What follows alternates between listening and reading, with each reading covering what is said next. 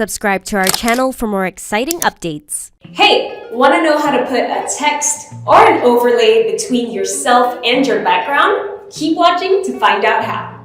The first way is to put a text behind the person. Download the latest version of InShot via the link in our description. Import your video on InShot. Tap Text and type your text. Save this video and import the saved video.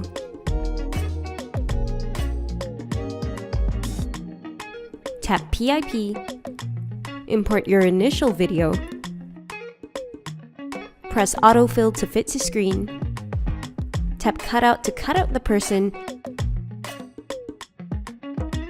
and voila! The second way is to put an overlay behind the person. Tap PIP and add your photo from your camera roll. Import the initial video, press autofill to fit to screen, apply cutout, and you're done. Don't forget to like and subscribe to InShot on our socials.